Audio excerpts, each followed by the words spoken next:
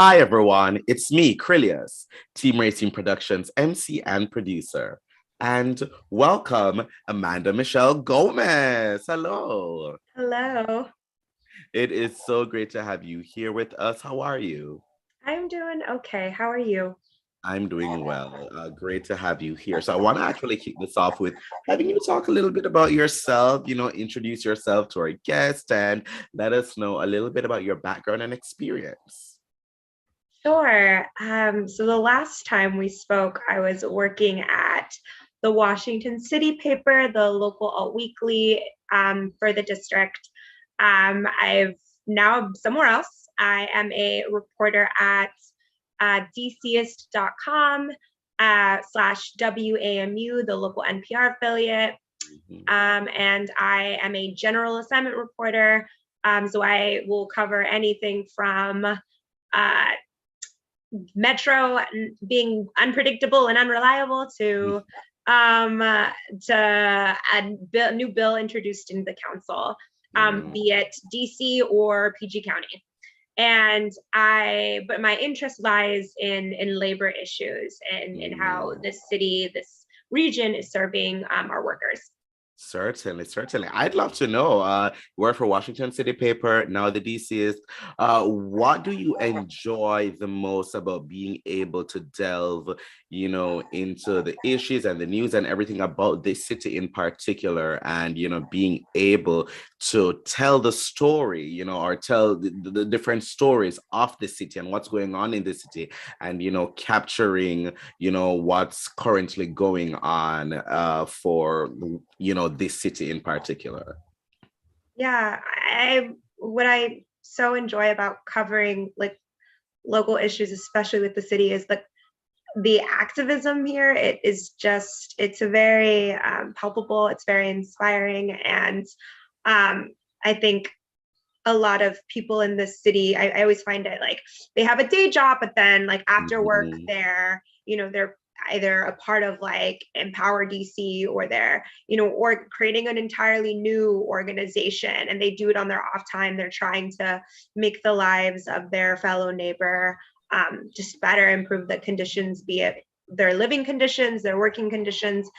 And I just am always so in awe of people in the city because they're always compelled to keep going, to keep fighting for something. The level of activism here is very, I think it's unique in that I think it's because it's perhaps like it feels like a smaller region. I'm from like a sprawling east at like Los Angeles, but here I think like you go to one protest or one event and then you see like, hey, I saw you at the last one. It feels small. It's nice. Certainly, certainly. And as you said, you have a focus, on labor and labor stories. Tell me how you got so interested in, really, understanding and reporting about, workers' rights and, what's going on with that, in this city. How did you get started with that? I think my interest in labor perhaps started from like the deeply personal. I was before City Paper, I used to work at this organization called thinkprogress.org. It is what it was RIP. It is no longer around because that is the way of media. You're just seeing so many organizations shut down or be absorbed elsewhere, and then massive layoffs. Solidarity with BuzzFeed workers today. Anyways, Think Progress, I was working there and they had sorry, I live off 16th, so you're probably hearing all of the traffic there. Anyways, I was at Think Progress and was part of their union. I was a shop steward, so I was, it was me and another person were essentially the go-between, but the person who communicated between the labor who represented us, the Writers Guild of America East, and our colleagues. And so they would voice concerns about their working conditions. I'm a worker, we're all workers. And so they expressed, what was happening in their lives. And then we would kind of communicate with our union and try to resolve issues that we were having. And so and I was also part of I believe at the time we were negotiating our second or third contract with our employer and was a part of the bargaining team. So, fighting for a fair contract, trying to raise wages, so that really, I got interested. That was my first time being a part of a union. I didn't know, like, my mom was in a union work, like she wasn't represented by a union. I didn't really know unions were for me. Like, I assumed they were for factory workers. I don't know. I just had no baseline understanding of what unions did and that they could help me. And so that just learning the process through contract negotiations and then just being that shop steward for my colleagues, I became interested in just hearing from my colleagues what was happening. Yeah. Talk to me a little bit. The pandemic brought with it, of course, new challenges, new issues, new opportunities. When it came to workers, for many workers, their lives changed a lot, especially in the way how they work in different ways. Some, had to stay at home. Some did not, were afforded that luxury and had to go to work and had to work in different conditions than before. With everything that you have, reported on and seen and researched during this time, talk to me a little bit about, how things for workers have changed and worker culture has changed and what that looks like as we possibly, either head deeper into the pandemic or out of it. Big question. What has changed? A lot has changed. It's still changing. It's still evolving. We're still in this pandemic and it's still impacting workers. I think something that I'm interested in, and I think DC is having a moment as far as unionizing is concerned. It's maybe not reflective in the data because the way that the federal government measures it is there's kind of a lot of caveats, and with DC, it's a lot of people, work in DC but don't live in DC, and so actually the way that the federal government measures that is based on residency and not workplace, and so you just, anyways, there's a lot of caveats, and so the data might reflect that. But I mean, there is definitely a moment in our region of union efforts. I mean, we have our first unionized bookstore this year, to kick off the year.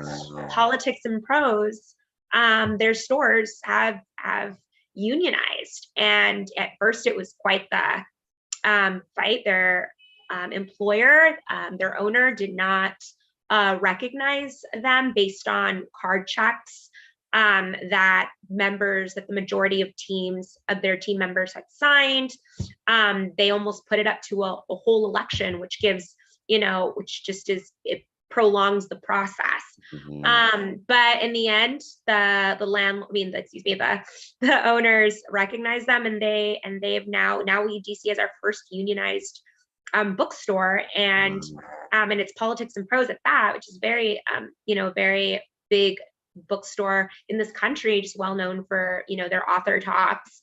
I know Roxanne Gay ended up tweeting about and solidarity with those workers, which was really cool to see, because they were trying to fight for what inspired them was their treatment during the pandemic. I mean, they wanted more of a say in COVID safety policies.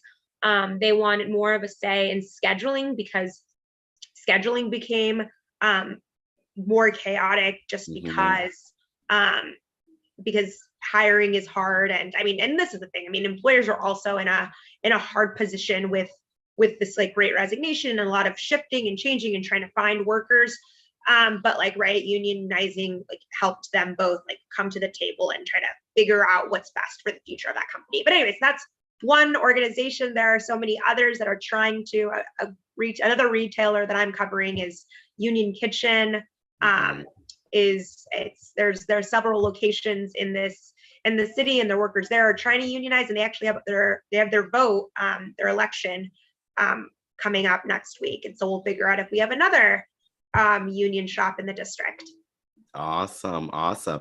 Let's talk a little bit about some of your more recent reporting. Actually, one of them that really interests me is the Howard University faculty strike. I am a Bison myself, and when I was at Howard, and even since there have always been something. There's always something. So talk us through that one a little bit. Sure. So basically, some faculty, some full-time lecturers, right? So these are teachers, professors. They've been in contract negotiations with Howard University for 3.5 years, for nearly 4 years. For context, according to Bloomberg Law, the average contract negotiation, and this is their first one, takes about a year. So it's been quite some time. There's no law that dictates how long these conversations, these negotiations should go, right? And I mean, I know I've been on like, these contract negotiations are very involved. They're very, it's very time consuming. You lose momentum in that time. It's challenging. And part-time faculty, it's been 2.5 years, so nearly 3 years. They're going for a second contract. But so basically, what their union is arguing is Howard University has been bargaining in bad faith. They have walked out of bargaining sessions. They're not bargaining in good faith, which is what the federal government requires that of employers. And so they met on Friday. They tried to basically negotiate in good faith one more time with their employer. And I should say Howard University has said that they have been trying to work with the union. It sounds that they're just not agreeing on some policies, and I can get into that later. But basically, they didn't though come to an agreement on Friday, and so Howard University faculty, part-time faculty, they are set to strike tomorrow. The strike begins tomorrow. It starts Wednesday. That's Wednesday, the 23rd. Yeah. Yep, Thursday, Friday. So it's a 3-day strike. People are around. I mean, about 200 or so faculty they're not going to teach, and some are even going to picket at the school. So you might see that tomorrow. I've been talking with one faculty member there who he has every intention to picket tomorrow. He's just trying to figure out the timing and all. But yes, they're set to do that. But Howard University, I mean, what they're doing is, to make sure students, their classes aren't disrupted, they're trying to have other faculty teach those classes, which is a tactic. I mean, then it doesn't have the same effect as a strike would. I mean, the whole point of a strike race is to be disruptive, so you come. Exactly. I see. Well, we will see how that plays out. Yeah, and I will say, like, the faculty, Howard University faculty has some of the lowest salaries of all. I mean, we have a lot of universities here. We have less that. I mean, I spoke to a person who was hired in 2017, made $45K to live in this city. Wow. So, and he's only been promoted once since then. He's making $50K.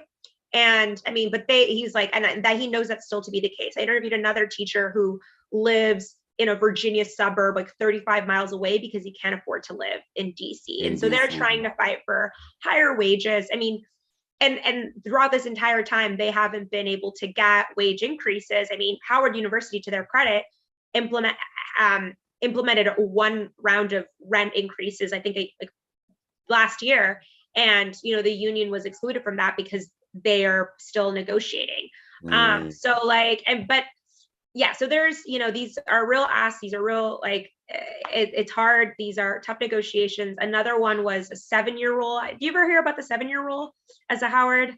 You know what that is? Basically, lectures are not allowed to serve majority longer than 7 years. So like apparently this Yes. impacted Toni Morrison when she worked there. Like Mm-hmm. she was out, she was capped at 7 years. And so what that means is some faculty become part-timers because they are not allowed to teach longer than 7 years. Wow. Yeah, Howard University says, if they're not, I mean, those are non-tenured faculty. And Mm-hmm. that's what they're saying. I mean, they said that these lecturers have the opportunity to fight for tenure and could stay longer and they can, work, but these aren't meant to be permanent positions. They're meant to be offer the university flexibility, but the union says people are applying, having to apply every year for their new job. And then they, at 7 years, they're capped. Like that seems unfair. So these are hard issues to Yeah. negotiate. And I mean, you hear the sides. I don't know, but that's Certainly. Well, this is certainly one to watch. That's really, really interesting.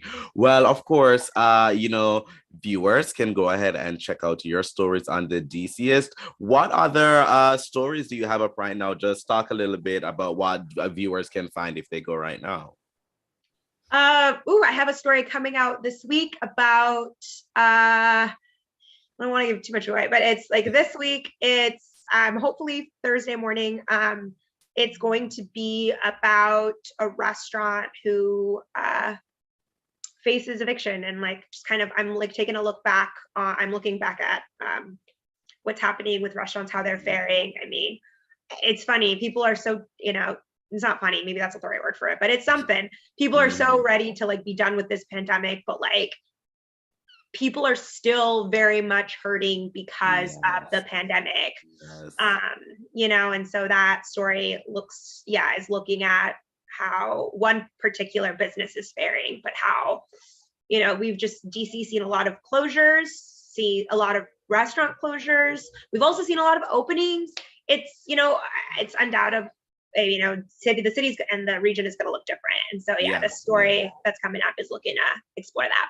Certainly, certainly. Well, how can people, follow you, Amanda, learn more about you, keep up with what you're doing, and read more stories when they come out? Sure. The best way is my Twitter. I am active on Twitter. I'm terrible at email. I'm sorry, but she checks her Twitter. My handle is Amanda, but it's AMANDUH, like Amanda, and then Gomez, GOMEZ. And that's me. People could, do that.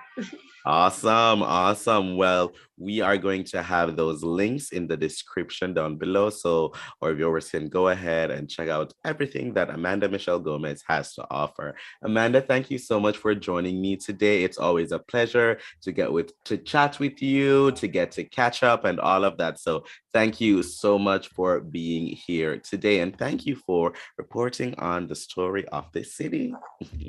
Thank you for having me. It's always fun. Thank you. To our viewers, please visit Team Racine Productions on all forms of social media. We're at Team Racine. Follow, like, interact, click around our YouTube channel to see what else we've got up here, and make sure that you like, comment, and subscribe while you're at it. But most of all, thank you for watching. Bye, everyone.